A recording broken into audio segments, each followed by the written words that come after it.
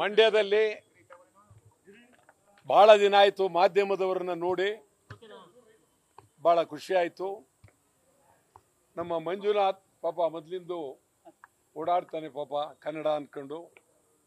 ನಮ್ಮ ಶಿವಸೇನೆ ಅವರನ್ನ ವಿರೋಧಿಸ್ತಕ್ಕಂಥ ಭಾರಿ ಹೋರಾಟ, ಅದರಲ್ಲಿ ನಮ್ಮ ಅತ್ಯಂತ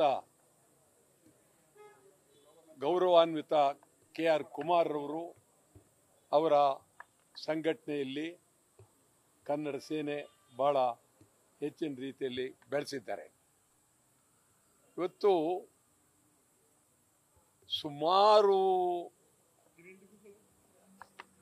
ಈ ರಾಜ್ಯದ ಪರಿಸ್ಥಿತಿ, ಕರ್ನಾಟಕ ರಾಜ್ಯ ಒಂದು ರೀತಿ ತಬ್ಬಲಿ ರಾಜ್ಯ ಆಗಿದೆ. ಕರ್ನಾಟಕ ರಾಜ್ಯವನ್ನ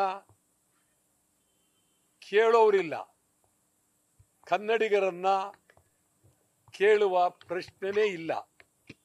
ನಮ್ಮಲ್ಲಿ ಶಾಸನಸಭೆ ಇದೆ, ವಿಧಾನ ಪರಿಷತ್ತಿದೆ, ಬೆಳಗಾವಿಯಲ್ಲಿ ವಿಧಾನಸಭೆ ಸೇರುತ್ತೆ.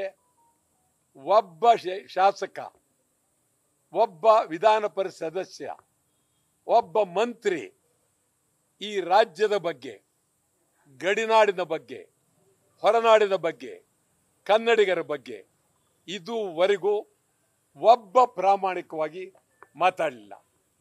ನಿಮ್ಗೆ ಹೇಳ್ತೀನಿ, 3 ವರ್ಷದಿಂದ ಕರ್ನಾಟಕದ ರಾಜ್ಯಪಾಲರು, ಅವ್ರ ಬಗ್ಗೆ ವೈಯಕ್ತಿಕವಾಗಿ ನನಗೆ ಬಹಳ ಗೌರವ ಇದೆ.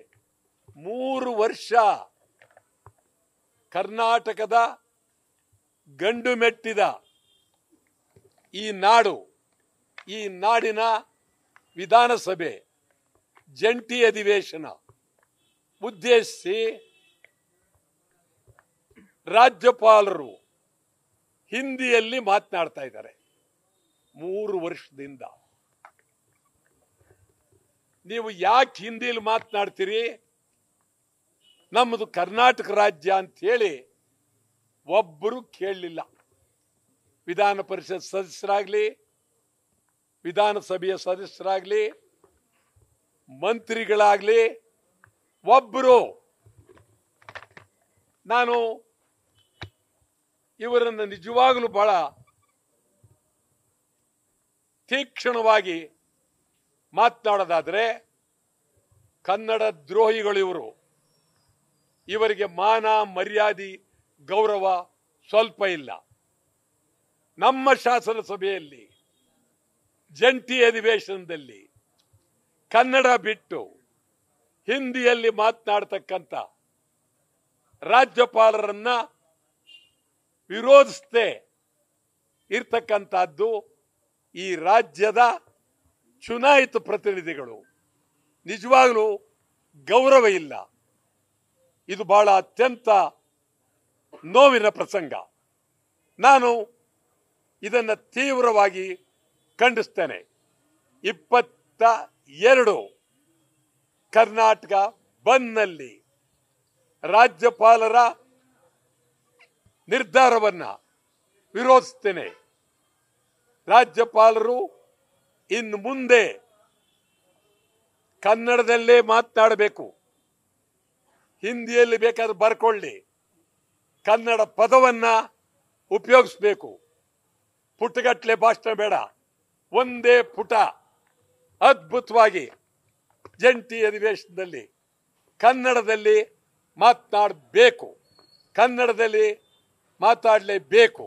ನಾನೇ ಇದ್ದಿದ್ರೆ ನಿಮಗೆ ಹೇಳ್ತೀನಿ, ಬಹುಶಃ ನಿಮ್ಮೆಲ್ಲರೂ ಗೊತ್ತಿರ್ಬೋದು, ಸುಮಾರು 15 ವರ್ಷ ರಾಜ್ಯಪಾಲರ ಭಾಷಣ ವಿರೋಧ ಮಾಡಿದ್ದೇನೆ.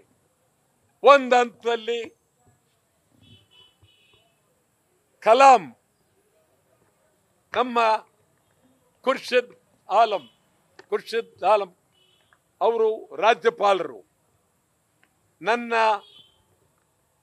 ಗದ್ದಲವನ್ನು ತಡೆಯಲಾರದೆ ಭಾಷಣ ಮಾಡದೆ ಹೊರಟೋದ್ರು. JH ಪಟೇಲ್ ಕಾಲದಲ್ಲಿ ಐತಿಹಾಸಿಕವಾದಂಥ ದಿನ.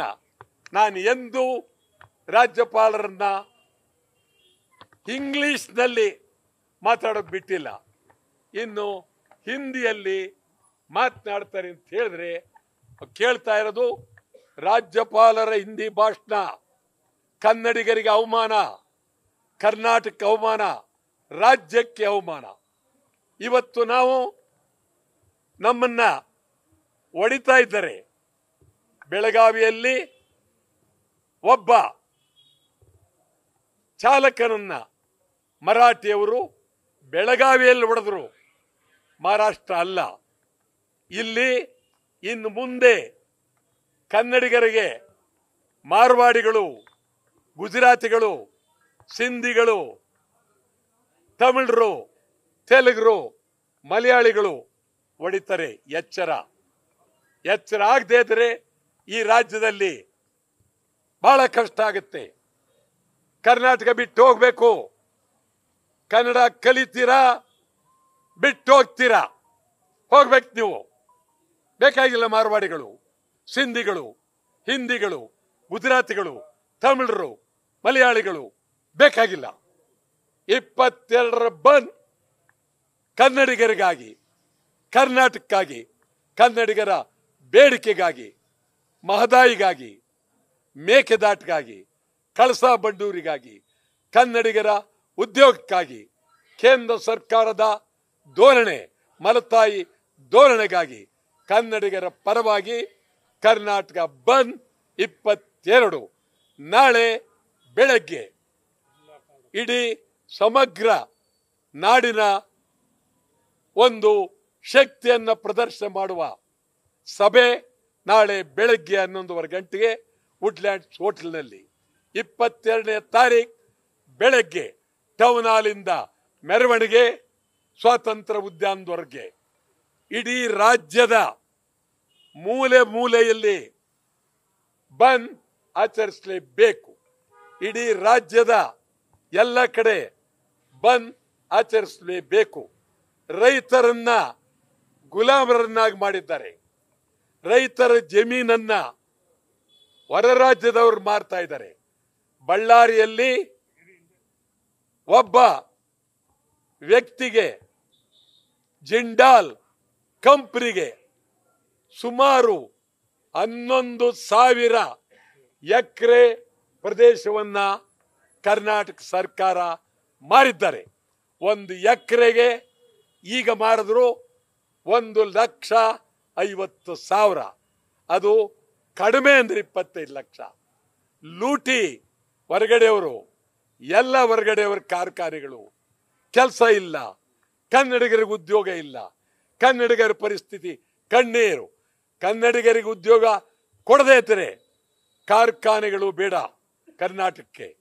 ಮುಂದಿನ ದಿನಗಳಲ್ಲಿ 22 ಕಳೆದ ಮೇಲೆ ಕಾರ್ಖಾನೆಗಳಿಗೆ ನುಗ್ತೇವೆ.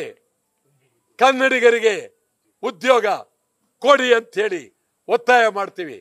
ಕೇರಳದವರು ಬರ್ತಾ ಇದ್ದಾರೆ, ತಮಿಳುನಾಡವರು ಬರ್ತಾ ಇದ್ದಾರೆ, ಆಂಧ್ರದವರು ಬರ್ತಾ ಇದ್ದಾರೆ, UP ಅವರು ಬರ್ತಾ ಇದ್ದಾರೆ, ಬಿಹಾರ್ನವರು ಬರ್ತಾ ಇದ್ದಾರೆ. ಎಲ್ಲರೂ ಸುಮಾರು 2 ಕೋಟಿ ಜನ ಪರಭಾಷೆಯವರು ಕರ್ನಾಟಕ ಬಂದಿದ್ದಾರೆ. ಪರಭಾಷೆಯವರ ದಾಳಿ ನಿಲ್ಲಬೇಕು. ಪರಭಾಷೆ ಚಿತ್ರಗಳು ಕನ್ನಡ ಚಿತ್ರಕ್ಕಿಂತ ಪರಭಾಷೆ ಚಿತ್ರಗಳು ಇವಾಗ ಹೋಗ್ತಾ ಇದೆ. ಪರಭಾಷೆ ಚಿತ್ರಗಳ ಬಹಿಷ್ಕಾರ. ಕನ್ನಡ ಚಿತ್ರ ಉಳಿಬೇಕಾ? ಆ ದೃಷ್ಟಿಯಿಂದ ಪರಭಾಷೆ ಚಿತ್ರಗಳ ಬಹಿಷ್ಕಾರ. IT-BT ಮಾತಾಡದೆ ಕನ್ನಡಿಗರಿಗೆ ಉದ್ಯೋಗ ಕೊಡಲೇಬೇಕು.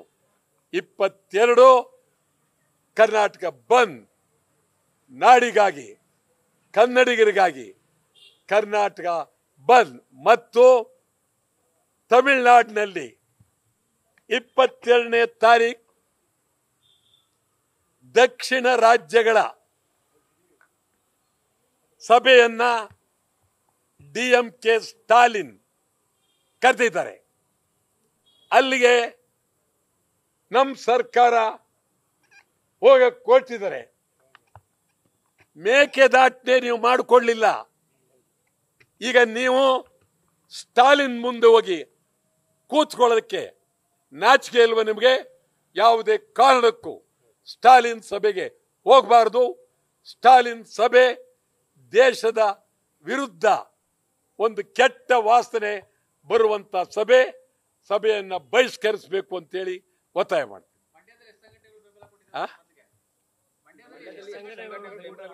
ಮಂಡ್ಯದಲ್ಲಿ ಇಡೀ ಕರ್ನಾಟಕದಲ್ಲಿ 2,000 ಸಂಘಟನೆಗಳು, ಮಂಡ್ಯ ಸೇರಿದಂತೆ 2,000 ಸಂಘಟನೆಗಳು ಬೆಂಬಲವನ್ನ ಕೊಟ್ಟಿದ್ದಾರೆ. ನಾಳೆ ಎಲ್ಲ ಲಾರಿ ಓನರ್ಗಳು, ಬಸ್ ಓನರ್ಸು, ಕಾರು ಎಲ್ಲರನ್ನೂ ನಾಳೆ ಸಭೆ ಕರೆದಿದ್ದೇವೆ. ಈ ಸಭೆ ನಮಗೆಲ್ಲ ಕಡಲೆಪುರಿ ತಿನ್ನಕ್ಕಲ್ಲ, ಕನ್ನಡಿಗರಿಗಾಗಿ, ಕನ್ನಡಕ್ಕಾಗಿ, ಕರ್ನಾಟಕಕ್ಕಾಗಿ ಸಭೆಯನ್ನು ಕರೆದಿದ್ದೇವೆ. ಇಡೀ ರಾಜ್ಯದ ಉದ್ದಗಲಕ್ಕೂ ಸಮಗ್ರವಾಗಿ ಬೆಂಬಲ ಕೊಟ್ಟಿದ್ದಾರೆ. ತಾವು ನಮಗೆ ಬೆಂಬಲ ಕೊಡಬೇಕು ಅಂತೇಳಿ ಕಳಕಳಿಯಿಂದ ಮನವಿ ಮಾಡ್ತೇವೆ. ನ್ಯೂಸ್ ಫಸ್ಟ್, ನಿರ್ಭೀತಿಯಿಂದ ನಿಮ್ಮ ಪರವಾಗಿ.